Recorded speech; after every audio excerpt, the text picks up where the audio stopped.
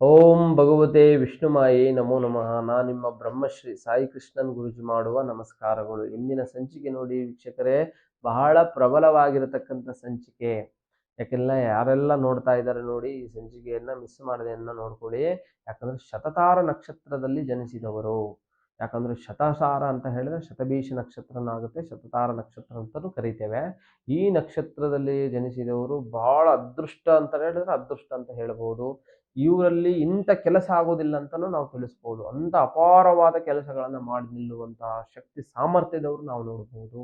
ಹಾಗೆ ಹೆಣ್ಣು ಮಕ್ಕಳಾದರೂ ಕೂಡ ಬಹಳ ಗಾಂಭೀರ್ಯತೆ ಇರ್ತಕ್ಕಂಥದ್ದು, ಬಹಳ ಸೃಜನಶೀಲ ಇರ್ತಕ್ಕಂಥದ್ದು, ಬಹಳ ಪ್ರಭಾವಿಗಳಂತಾನೆ ನಾವು ನೋಡ್ಬೋದು. ಆ ಥರ ಇರ್ತಕ್ಕಂಥ ನಕ್ಷತ್ರವಾಗಿದೆ. ದಯಮಾಡಿ ಈ ನಕ್ಷತ್ರದವರು ಯಾರೇ ಈ ಸಂಚಿಕೆಯನ್ನು ನೋಡ್ತಾ ಇದ್ರೆ ದಯಮಾಡಿ ಕೊನೆಯವರೆಗೂ ಮಿಸ್ ಮಾಡದೆ ಪೂರ್ಣವಾಗಿ ನೋಡಿ, ನಿಮ್ಮ ಗುಣ ಲಕ್ಷಣ ಬಗ್ಗೆ ತಿಳ್ಕೊಳ್ಳಿ. ಇನ್ನೂ ಅತಿ ಹೆಚ್ಚಾಗಿ ನಿಮ್ಮಲ್ಲಿರ್ತಕ್ಕಂಥ ಆತ್ಮ ಧೈರ್ಯವನ್ನು ಹೆಚ್ಚಿಸ್ಕೊಳ್ಳಿ ವೀಕ್ಷಕರೇ. ನೋಡಿ, ಶತತಾರ ನಕ್ಷತ್ರದಲ್ಲಿ ನಕ್ಷತ್ರ ಜನಿಸಿದರು ಬಹಳ ಒಂದು ಅದೃಷ್ಟವಂತರಂತಾನೆ ನಾವು ಹೇಳ್ಬೋದು. ಹಾಗೆ ಈ ಶತತಾರ ನಕ್ಷತ್ರವು ದೇವತೆ ಬಂದು ವರುಣ, ಅಂದ್ರೆ ಜಲತತ್ವ.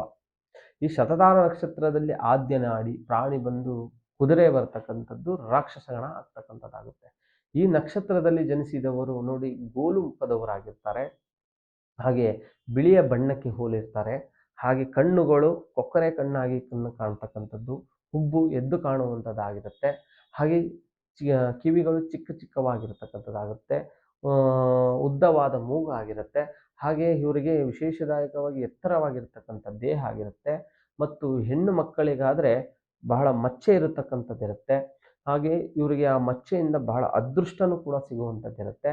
ಈ ನಕ್ಷತ್ರದವರು ಬಹಳಷ್ಟು ಧನವಂತರು, ಶ್ರೀಮಂತರು, ಜ್ಞಾನವಂತರು, ಬಹಳಷ್ಟು ಸೃಜನಶೀಲವಂತದವರಾಗಿರ್ತಾರೆ, ಬಹಳ ಚತುರರಾಗಿರ್ತಾರೆ, ಬುದ್ಧಿಶಾಲಿಗಳಾಗಿರ್ತಾರೆ. ಬಹಳ ಎಲ್ಲ ವಿಧದಲ್ಲೂ ಕೂಡ ಜ್ಞಾನವನ್ನು ಬಹಳಷ್ಟು ಪ್ರಚೋದಿಸ್ತಕ್ಕಂಥದ್ದಾಗಿರ್ತಾರೆ. ಅತಿ ಹೆಚ್ಚಾಗಿ ಸ್ಥಾನ ಮಾನ ಗೌರವವನ್ನು ದಕ್ಷತೆಯಲ್ಲಿ ನಡೆಸ್ತಕ್ಕಂಥದ್ದಾಗಿರ್ತಾರೆ. ಮತ್ತೆ ಕಳತ್ರ ಸೌಖ್ಯದಲ್ಲಿ ಆಗುವಂತಹ ತುಂಬ ಕೆಲವರಿಗೆ ದೋಷದಿಂದ, ಯಾಕಂದ್ರೆ ಕಳತ್ರಾಯಿ ದೋಷ ಅಂತ ಹೇಳಿದ್ರೆ ಸ್ವಲ್ಪ ಅದು ಗ್ರಹ ಕೂಟದಿಂದ ಆಗುವಂಥ ತೊಂದರೆಗಳು ಅತಿಯಾಗಿ ಕಾಡ್ತಕ್ಕಂಥದ್ದಾಗುತ್ತೆ.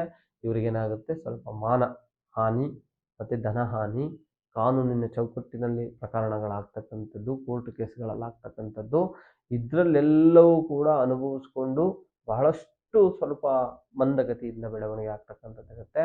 ಮತ್ತು ಈ ನಕ್ಷತ್ರದವರಿಗೆ ಅತಿ ಹೆಚ್ಚು ಸಂಪಾದನೆ ಮಾಡ್ತಕ್ಕಂಥ ಯೋಗಗಳು ಈ ನಕ್ಷತ್ರದವರಾಗಿದ್ದಾರೆ. ಮತ್ತು ಘನತೆ, ಗೌರವ, ಸಿರಿವಂತಿಕೆ, ಮತ್ತು ಏನೇ ಒಂದು ಮಾಡಬೇಕಂದ್ರೂ ಕೂಡ ಮುಂಜಾಗ್ರತೆಯಿಂದ ಇದ್ದು ಬಹಳಷ್ಟು ಪರಾಲಾಭಿಗಳಾಗಿರ್ತಾರೆ.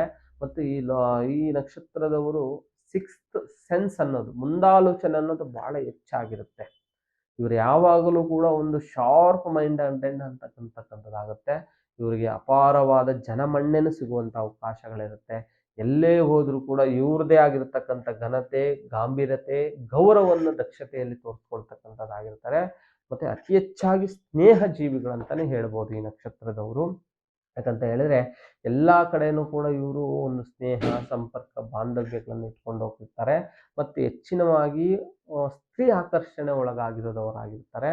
ಮತ್ತು ಈ ನಕ್ಷತ್ರ ಸ್ತ್ರೀ ಆಕರ್ಷಣೆ ಒಳಗಾಗಿರೋದ್ರಿಂದ ಸ್ವಲ್ಪ ಅದನ್ನ ಶಾಸ್ತ್ರದಲ್ಲಿ ಹೇಳುವಂಥದ್ದು, ಸ್ವಲ್ಪ ಅದನ್ನು ಕಡಿಮೆ ಮಾಡಿಕೊಂಡ್ರೆ ಬಹಳ ಉತ್ತಮ ಆಗಿರತಕ್ಕಂಥದ್ದು. ಈ ನಕ್ಷತ್ರದವರು ಅಪಾರ ಕೀರ್ತಿವಂತರಾಗಿರ್ತಾರೆ. ಮತ್ತೆ ಅಪಾರ ಗೌರವವನ್ನು ಇಟ್ಟಿಸಿಕೊಳ್ತಕ್ಕಂಥಾಗಿರ್ತಾರೆ. ಮತ್ತೆ ಎಲ್ಲಾ ರೀತಿಯಲ್ಲಿ ಮುಂದುವರಿಯಿರತಕ್ಕಂಥ ವ್ಯಕ್ತಿತ್ವಗಳು ಇವ್ರದ್ದಾಗಿರ್ತಕ್ಕಂಥದ್ದಾಗಿರ್ತಾರೆ. ಮತ್ತು ಈ ನಕ್ಷತ್ರದವರಿಗೆ ನೀಚವಾದ ಗ್ರಹ ದೃಷ್ಟಿಯಿಂದ ಅಂದ್ರೆ ತುಂಬಾ ಕಷ್ಟ ಬರ್ತಕ್ಕಂಥದ ಸಾಧ್ಯತೆಗಳಿರುತ್ತೆ. ಈ ನಕ್ಷತ್ರ ಪರಿಹಾರ ಏನೆಂದರೆ ಅರಳಿ ಮರದ ಚಕ್ಕೆಯನ್ನು ತೆಗೆದುಕೊಂಡು, ಯಾಕಂತ ಹೇಳಿದ್ರೆ ಅರಳಿ ಮರದ ಚಕ್ಕೆ ಅಂದ್ರೆ ಸಾಕ್ಷಾತ್ ಶಿವ ಇರತಕ್ಕಂಥದ್ದು ಆ ಒಂದು ಮರದಲ್ಲಿ.